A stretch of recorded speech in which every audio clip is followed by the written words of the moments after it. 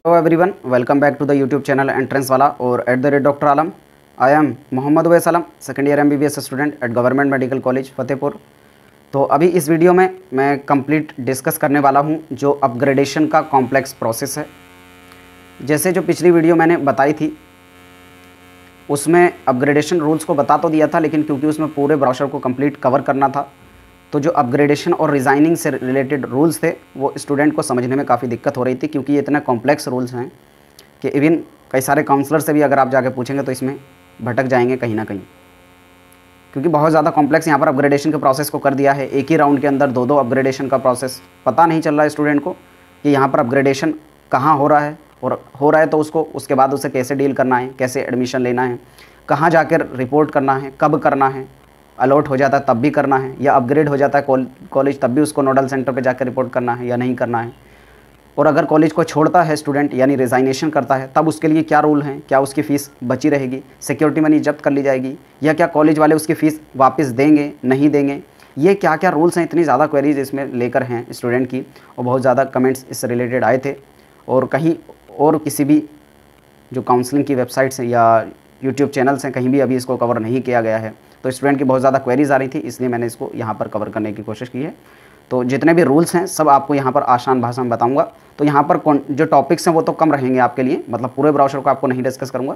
जो upgradation, रिज़ाइनेशन, college को छोड़ना, सिक्योरिटी मनी, इनसे रिलेटेड जो डाउट्स और क्वेरीज थी उनको यहाँ पर मेनली डिस्कस करूँगा, लेकिन आराम से करूँगा तो वीडियो थोड़ी लंबी हो सकती है।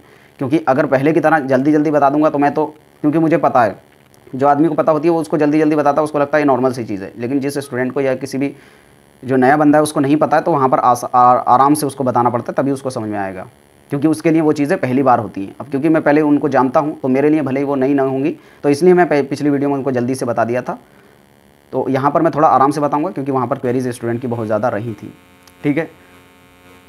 और अगर इसके अलावा भी आपकी कोई क्वेरी बच रही है आप नीचे कमेंट बॉक्स में बता देना। आने वाली जो वीडियोज़ रहेंगी वहाँ पर मैं मोस्टली कवर कर देता हूँ और सभी क्वेरीज़ को पढ़ता ज़रूर हूँ, तो वहाँ पर आप निश्चिंत रहना। भले ही डिले हो जाएगा वहाँ पर, तो उसके लिए थोड़ा आप मैनेज कर लेना, क्योंकि बहुत ज़्यादा क्वेरीज़ को रेस्पॉन्स करना रहता है अलग अलग प्लेटफॉर्म्स पे, तो वहाँ पर अकेला मैं इतना रेस्पॉन्स एक साथ नहीं दे पाऊँगा, तो वहाँ डिले हो सकता है ज़रूर, लेकिन हाँ मैं कोशिश करता हूँ मोस्टली रेस्पॉन्स दे दूँ। यहाँ पर जो है सबसे पहले जो स्टूडेंट्स को दिक्कत आ रही थी वो आ रही थी कि जो डॉक्यूमेंट्स का वेरिफिकेशन है क्या दो जगह पर होगा। पहले जैसे इन्होंने कहा है कि आप सबसे पहले क्या करेंगे, अपना रजिस्ट्रेशन करेंगे, सिक्योरिटी मनी का डिपोजिशन करेंगे, अपना डॉक्यूमेंट्स को जमा करेंगे, उसके बाद आपका वेरिफिकेशन डॉक्यूमेंट का हो जाएगा तो आपकी स्टेट मेरिट लिस्ट आएगी जो 14 से आएगी 5:30 बजे तक, ठीक है। फिर उसके बाद चॉइस फिलिंग का ऑप्शन आपको 15 से 16 के बीच में देखने को मिलेगा, ये इन्होंने बताया। फिर उसके बाद जो आपकी अंतिम सीट आवंटन सूची है, अब यहाँ पर प्रकाशन सूची 1 आएगी। यहाँ पर जिन स्टूडेंट को मतलब प्रोविजनल सीट अलॉट हो गई है उनका अभी फाइनल सीट नहीं मिली है, अभी डॉक्यूमेंट वेरिफिकेशन होगा। पहले तो फिजिकल वेरिफिकेशन हो गया, वो ऑनलाइन वेरिफिकेशन हो गया, अब फिजिकल वेरिफिकेशन के लिए ये नोडल सेंटर पे आपको बुलाएंगे। तो नोडल सेंटर पे बुलाने के लिए स्टूडेंट की क्वेरी थी कि यहाँ पर जो सभी स्टूडेंट को जाना है क्या, तो जिन स्टूडेंट को यहाँ पर सीट अलॉट होगी वो नोडल सेंटर पे जाएंगे। सभी स्टूडेंट को यहाँ पर फिजिकल वेरिफिकेशन के लिए नहीं जाना है, ठीक है। कब जाना है, 18 से लेकर 20 के बीच में, यहाँ पर 3 दिन का टाइम दिया गया है, तो जितने भी स्टूडेंट हैं अकॉर्डिंगली देख लें। फिर जब आपका डॉक्यूमेंट का फिजिकल वेरिफिकेशन हो जाएगा फिर आप अपना अलॉटमेंट लेटर डाउनलोड करके फिर से आप सारे डॉक्यूमेंट लेके जो भी कॉलेज आपको अलॉट हुआ है वहाँ पर जाएंगे, वहाँ पर अपना एडमिशन प्रोसेस करेंगे, जिसकी आपकी लास्ट डेट है 22 तारीख। और वहीं पर अगर आप अपग्रेडेशन चाहते हैं तो आप वहाँ पर अपना अपग्रेडेशन फॉर्म फिलअप करेंगे, उसकी भी लास्ट डेट जो है वो 22 तारीख तक है, ठीक है। और जो नोडल सेंटर है वो national homeopathic medical college Lucknow है।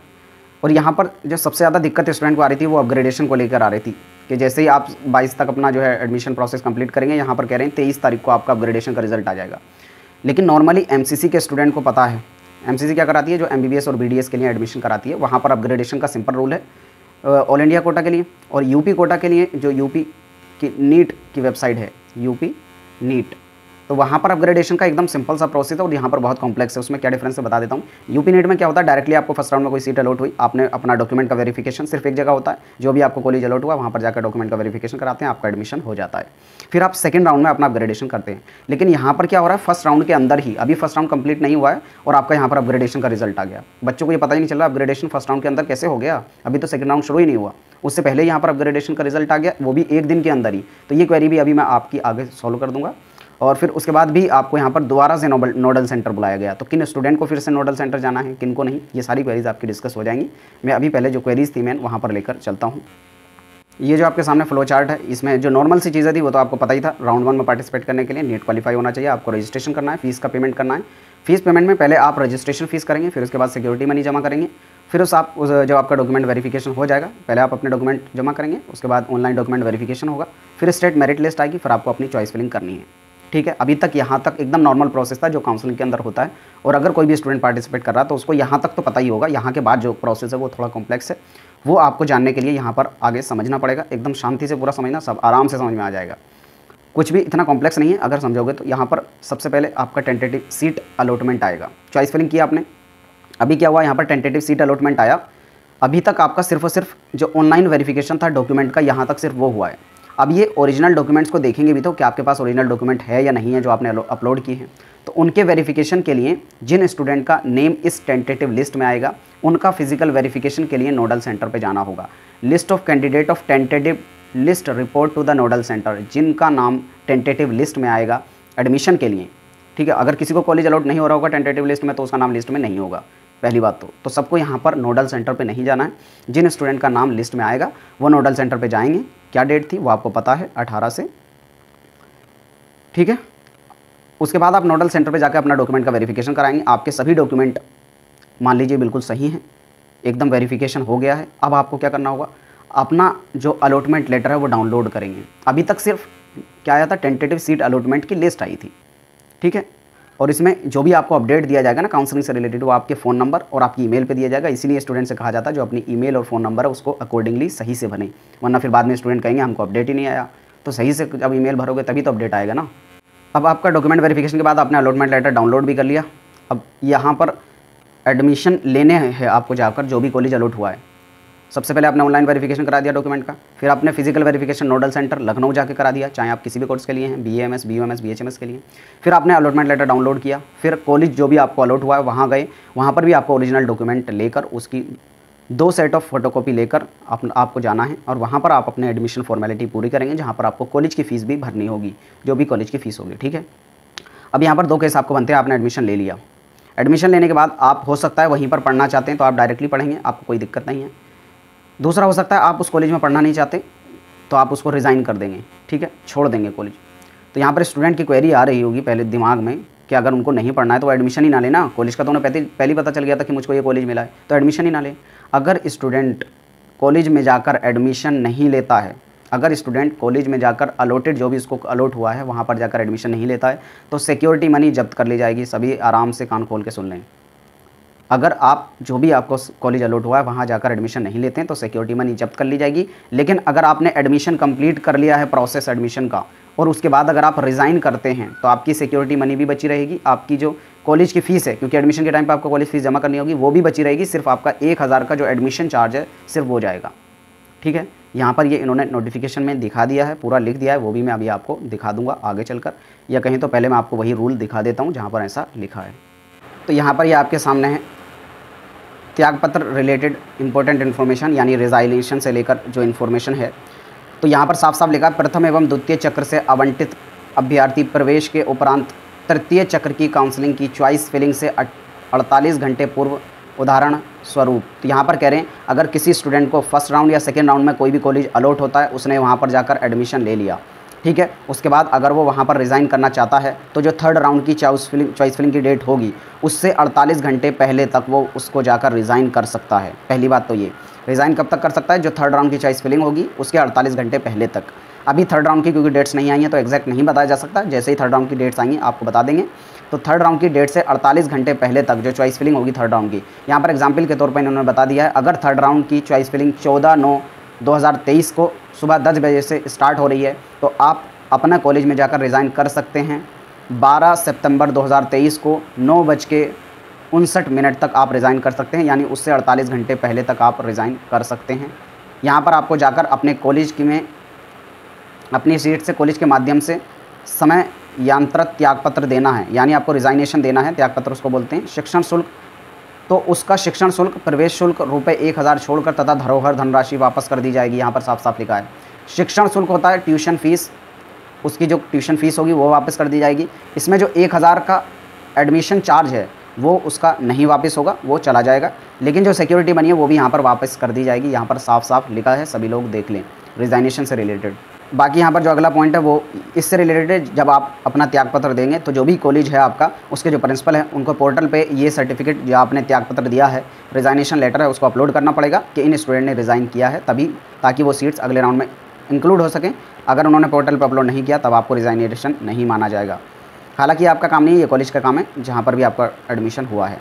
फिर उसके बाद यहाँ पर कह रहे हैं आपको जो अलॉटमेंट हुआ है वो एडमिशन का प्रमाण पत्र नहीं है। अगर आपको कोई भी कॉलेज अलॉट हुआ है तो वहाँ पर जाकर आपको एडमिशन फॉर्मेलिटी पूरी करनी होगी।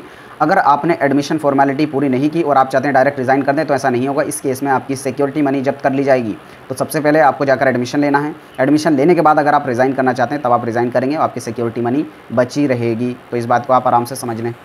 उसके बाद मैं फिर से उसी स्टेज पर यहाँ पर आ गया जहाँ से मैं चला था। आपको अभी तक कॉलेज मिल गया, आपने एडमिशन ले लिया, उसके बाद या तो आप कंटिन्यू कर सकते हैं या रिज़ाइन कर सकते हैं। दूसरा ऑप्शन है कि आप चाहते हैं कि कॉलेज ये मेरे पास बचा रहे, लेकिन आप चाहते हैं कि इससे अच्छा अगर मुझे कॉलेज मिले तो मैं उसको ले लूँ, और अगर ना ही मिले तो मैं इसी के साथ कंटिन्यू करना चाहता हूँ। तो इसके लिए आप विलिंग फॉर अपग्रेडेशन राउंड 1 भरेंगे, यानी आप राउंड 1 में अपग्रेडेशन के लिए चाहते हैं। तो यहाँ पर आप ये फॉर्म भरेंगे। तो जितने भी स्टूडेंट एडमिशन लेने जाएं उन सब की ये रिस्पॉन्सिबिलिटी है, कॉलेज में जाकर कहें कि हम अपग्रेड करना चाहते हैं। या तो कॉलेज वाले खुद बताएंगे, अगर वो ना बताएं तो स्पेशली आपको खुद से जाकर उनसे बोलना होगा कि हमें अपग्रेडेशन करना है, उसके लिए फॉर्म बताइए। अगर अलग से भरना है तो, या फिर जो एडमिशन फॉर्म है उसी में कहीं टिक करने का ऑप्शन होगा तो आप वहाँ पर कर देंगे। ठीक है, तो ये स्टूडेंट ज़रूर ध्यान रखेंगे अगर अपग्रेडेशन चाहते हैं तो। अब यहाँ पर जो अपग्रेडेशन का प्रोसेस है, अभी तक आपने एडमिशन ले लिया था, यहाँ पर बहुत सारे स्टूडेंट ऐसे होंगे जिन्होंने सीट तो अलॉट हुई होगी लेकिन एडमिशन नहीं लिया होगा, उनकी सिक्योरिटी मनी भी जब्त हो गई होगी। उसके बावजूद भी कुछ ऐसे स्टूडेंट रहेंगे जिनको मतलब एडमिशन जिन्होंने नहीं लिया होगा, या कुछ ऐसे स्टूडेंट होंगे जिनका अलॉटमेंट तो पहली लिस्ट में आ गया था लेकिन उनके डॉक्यूमेंट वेरिफिकेशन की वजह से वो सीट किसी को भी अलॉट नहीं होगी। क्योंकि अगर एक स्टूडेंट को सीट अलॉट हुई है, उसके डॉक्यूमेंट ख़राब निकले तो उसको सीट नहीं मिलेगी, वो सीट क्या हो गया, खाली रह गई। तो अब ऐसी सीट्स, एक तो वो जिन पर डॉक्यूमेंट सही नहीं निकले, दूसरी वो सीट जिन स्टूडेंट को अलॉट हुई उनके डॉक्यूमेंट भी सही थे लेकिन उन्होंने जाकर एडमिशन ही नहीं लिया। ऐसी सीट जो बचेंगी उनको अपग्रेडेशन के लिए यूज़ किया जाएगा, पहली बात फर्स्ट राउंड के अंदर। ठीक है, अब यहाँ पर अपग्रेडेशन में कौन कौन पार्टिसिपेट करेगा? ऐसे स्टूडेंट जो एडमिशन ले चुके हैं और उन्होंने अपग्रेडेशन का विलिंग फॉर्म भरा है, वही यहाँ पर पार्टिसिपेट करेंगे। प्लस जिन स्टूडेंट को फर्स्ट राउंड में सीट नहीं मिली है, अब ये कहेंगे यार फर्स्ट राउंड के अंदर ही सीट नहीं मिली है, फर्स्ट राउंड के अंदर ही यहाँ पर ये अपग्रेडेशन का प्रोसेस चल रहा है। तो अभी फर्स्ट राउंड कंप्लीट नहीं हुआ है, अभी सिर्फ जो आपका नोडल सेंटर पर वेरिफिकेशन हुआ डॉक्यूमेंट्स का, लेकिन कुछ स्टूडेंट का वहाँ पर वेरिफिकेशन ज़रूर से कैंसिल होगा, डॉक्यूमेंट नहीं दिखा पाएंगे तो उस टाइम पर उनका एडमिशन कैंसिल रहेगा, तो वो सीट वैकेंट मानी जाएगी।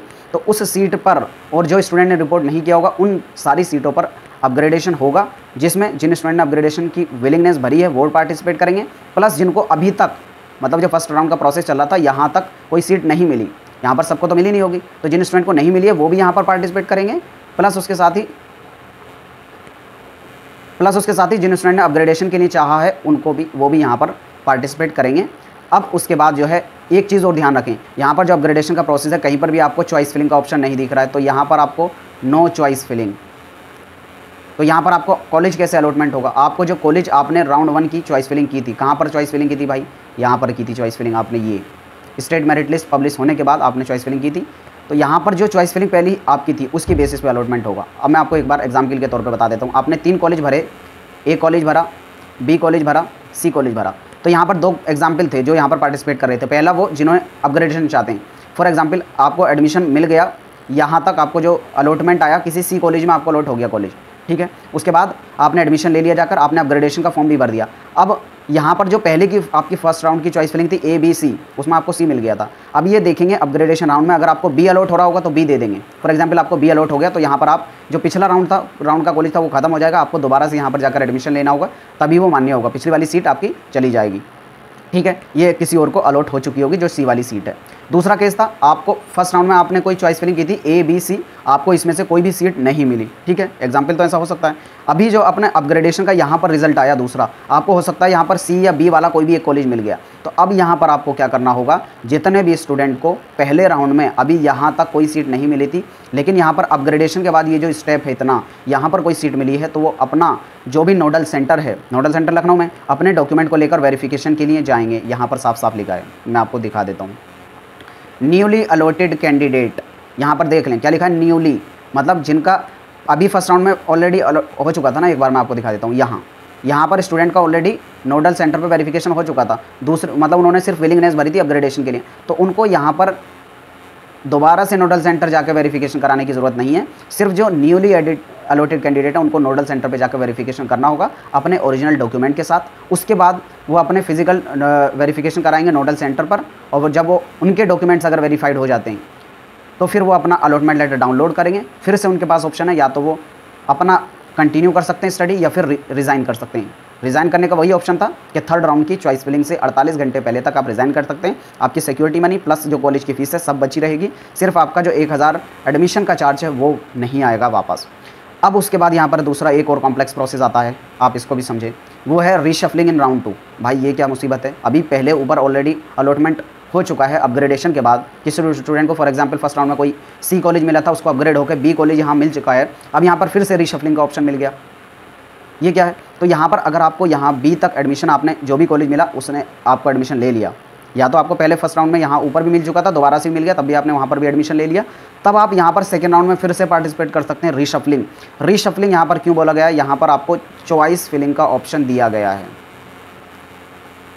आपको नई चॉइस फिलिंग भरनी होगी। यहाँ पर क्या था, जो आपकी फर्स्ट राउंड की चॉइस फिलिंग थी सिर्फ उसी की बेस पे आपका अपग्रेडेशन हो रहा था, लेकिन रीशफलिंग में आपको फिर से चॉइस फिलिंग करनी होगी, क्योंकि ये सेकंड राउंड के अंदर काउंट होगा। और सेकंड राउंड में यहाँ साफ साफ लिखा हुआ है, आप जब इसको पढ़ेंगे, ये जो बॉक्स दिया गया है ना यहाँ पर, यहाँ साफ लिखा है the choice fresh choosing for the round 2 is mandatory for all candidate. चाहे वो अपग्रेड कराना चाहें, चाहे वो रीशफलिंग कराना चाहें, या फिर उनको पहले कोई कॉलेज नहीं मिला था, वो सबको दोबारा से फ्रेश चॉइस फिलिंग करनी होगी। जो राउंड 1 की जो चॉइस फिलिंग है उनकी नल एंड वॉइड मानी जाएगी। तो सभी स्टूडेंट देख लें यहाँ पर। तो अभी तक आई थिंक आपको जो फर्स्ट राउंड वाली क्वेरी थी वो सॉल्व हो गई होंगी। हाँ, अभी कुछ ऐसे स्टूडेंट भी होंगे, फॉर एग्जांपल किसी ने फर्स्ट राउंड के, यहाँ मैं आपको ऊपर ले आकर दिखाता हूँ, थोड़ी वीडियो लंबी होगी क्योंकि यहाँ पर सबको समझाना है। तो अभी तक फॉर एग्जांपल आपको यहाँ तक जो टेंटेटिव लिस्ट आई थी, आपको कॉलेज नहीं मिला, फिर आपने अपग्रेडेशन के लिए आपको डायरेक्टली एलिजिबल हो जाएंगे। जिनको यहाँ तक सीट नहीं मिली थी उनको कुछ भी फॉर्म भरने की जरूरत नहीं है, डायरेक्टली वो अपग्रेडेशन में एलिजिबल हो जाएंगे। उनकी चॉइस फिलिंग की बेसिस पर अगर सीट अलॉट हो रही होगी उनको मेल आ जाएगा, और हो सकता है अलग से ही मेरिट लिस्ट भी यहाँ पर जो राउंड 1 की निकालेंगे कि हाँ इन कॉलेज को अपग्रेडेशन, इन स्टूडेंट को अपग्रेडेशन के बाद सीट मिली है। ठीक है, फॉर एग्जाम्पल उसको यहाँ पर भी नहीं मिला, अपग्रेडेशन के बाद भी नहीं मिला सीट। यहाँ पर जिन स्टूडेंट को पहले सीट नहीं मिली है उनको अपग्रेडेशन के लिए अलग से कोई फॉर्म भरने की जरूरत नहीं है, वो खुद से एलिजिबल हो जाएंगे। अगर मिल रहा होगा कॉलेज तो मिल जाएगा, अगर नहीं मिल रहा है तो वो डायरेक्टली राउंड 2 के लिए पार्टिसिपेट कर लेंगे। दूसरे स्टूडेंट वो होंगे जिनको यहाँ पर फर्स्ट राउंड में सीट मिल गई, उन्होंने एडमिशन भी ले लिया, अपग्रेडेशन का फॉर्म भी फिलअप कर दिया, लेकिन अपग्रेडेशन में जो उन्होंने कॉलेज था वो नहीं मिला। अब वो स्टूडेंट क्या कर सकते हैं, यहाँ से अगर अपग्रेडेशन के बाद कॉलेज नहीं मिला तो डायरेक्टली राउंड 2 में पार्टिसिपेट कर सकते हैं रीशफल के थ्रू। यहाँ पर जो दिया है ना आपको ऑप्शन रीशफल, वही रीशफल आप यहाँ पर राउंड 2 में कर सकते हैं। तो आई थिंक जितने भी क्वेरीज फर्स्ट राउंड की थी वो सब क्लियर यहाँ पर हो गई हैं। भले ही वीडियो लंबी हो गई लेकिन आपको समझ आ जाए, बस यही बहुत है। तो अभी दूसरे राउंड में भी सेम प्रोसेस रहने वाला है। अब यहाँ पर इतना डिटेल में नहीं बताऊँगा। सेम आपको करना होगा रजिस्ट्रेशन फ़ी पेमेंट, लेकिन सभी स्टूडेंट को करना है कि नहीं, जो पहले रजिस्ट्रेशन कर चुके हैं। कौन कौन स्टूडेंट जिनको पहले सीट मिल चुकी है और वो अपग्रेडेशन चाहते हैं राउंड 2 में रीशफलिंग के थ्रू, या जिनको राउंड 2 में एडमिशन ले चुके हैं, उन्हें जो राउंड 1 का अपग्रेडेशन था उसमें कोई कॉलेज नहीं मिला, अब वो राउंड 2 में पार्टिसिपेट करेंगे, तब भी उनको रजिस्ट्रेशन या फ़ी पेमेंट करने की ज़रूरत नहीं है। जो नए कैंडिडेट हैं, यानी जिन्होंने फर्स्ट राउंड में पार्टिसिपेट नहीं किया था, वो यहाँ पर रजिस्ट्रेशन करेंगे। प्लस ऐसे स्टूडेंट जिन्होंने फर्स्ट राउंड में रजिस्ट्रेशन किया, फ़ी पेमेंट किया, उनको कॉलेज अलॉट हो गया लेकिन उन्होंने एडमिशन नहीं लिया, तो इस केस में उनकी सिक्योरिटी मनी जब्त कर ली गई होगी, तो उनको जाकर सिक्योरिटी मनी दोबारा से भरनी होगी, तभी वो इस राउंड में एप्लीकेबल होंगे। ठीक है, लेकिन अगर उन्होंने एडमिशन ले लिया था उसके बाद रिज़ाइन किया तो यहाँ पर फिर से पार्टिसिपेट कर सकते हैं। लेकिन इसके बारे में ये जो क्वेरी में बताया हूँ, हाँ इसको फिर से सोच लें, सुन लें। ऐसे स्टूडेंट जिनको फर्स्ट राउंड में कोई कॉलेज मिला, उसने एडमिशन लिया, लेकिन एडमिशन लेने के बाद रिज़ाइन कर दिया। ठीक है, अब उसमें इन्होंने तो बोला है कि सिक्योरिटी मनी भी बची रहेगी, कॉलेज की फ़ीस वापस मिल जाएगी 1000 रुपये छोड़ के। अब उसके बाद इन्होंने ये नहीं बताया कि वो राउंड 2 के लिए एलिजिबल है या नहीं है। तो इस क्वेरी को सभी स्टूडेंट जो है, जो पोर्टल है उसको ज़रूर पूछ लेना, क्योंकि यहाँ पर जो चीज़ें इसमें लिखी हैं ब्राउज़र में वो सभी मैं आपको बता रहा हूँ। जो चीज़ नहीं लिखी है उसको मैं अपने पास से बिल्कुल भी नहीं बता सकता। तो कोई इस टाइप की क्वेरी है जिसमें आपको वेबसाइट के थ्रू ऑथेंटिकेशन चाहिए, तो आप ज़रूर वहाँ से कॉन्टैक्ट करके पूछ लेना। तो यहाँ पर फिर से आपका ऑनलाइन डॉक्यूमेंट वेरिफिकेशन होगा, सीट मेरिट लिस्ट पब्लिश होगी, फिर आपसे चॉइस फिलिंग करनी होगी, फिर वहाँ से आपका टेंटेटिव सीट अलॉटमेंट होगा।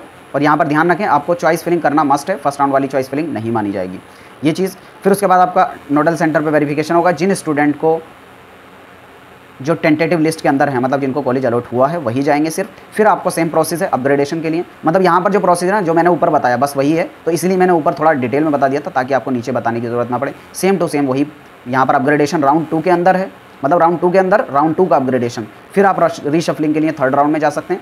फिर उसके बाद मॉपअप में सब कुछ चीज़ सेम है, बस यहाँ पर यह है कि आपको अपग्रेडेशन का कोई भी मौका नहीं दिया गया है। और यहाँ पर जैसे सेकेंड राउंड तक आप रिज़ाइन कर सकते थे, उसके बाद आप रिज़ाइन भी नहीं कर सकते। यहाँ पर आपको साफ दिख रहा होगा कंटिन्यू स्टडी नो एग्जिट दिख रहा है, तो आप यहाँ पर एडमिशन लेने के बाद आप कॉलेज नहीं छोड़ पाएंगे मॉपअप के बाद। ठीक है, आई थिंक यहाँ तक आपकी सारी जो क्वेरीज़ और डाउट्स हैं रिज़ाइनेशन से लेकर प्लस अपग्रेडेशन से लेकर वो यहाँ पर क्लियर हो गए होंगे। उसके बाद अब क्योंकि वीडियो बहुत ज़्यादा ऑलरेडी लंबी हो चुकी है तो मैं नहीं चाहूँगा बाकी क्वेरीज़ को भी इसमें डालूँ, तो अगर और ज़्यादा कुछ क्वेरीज़ बचती हैं तो नेक्स्ट वीडियो या कोई और वीडियो बना के ले आऊँगा जिसमें ज़्यादा जो मोस्ट क्वेरीज़ रहेंगी स्टूडेंट की उनको कवर कर देंगे। तो आप सभी लोग चैनल को सब्सक्राइब करें, वीडियो को लाइक करें, अपने फ्रेंड्स में ज़रूर शेयर करें। और जो लोग पेड काउंसलिंग ज्वाइन करना चाहते हैं नीचे डिस्क्रिप्शन में लिंक दिया है, आपकी सारी queries counselling related doubts preference list सब आपको टीम बना कर देगी जस्ट 1000 रुपीज़ में। तो जो लोग चाहते हैं उसको ज्वाइन कर लें। तब तक के लिए थैंक यू।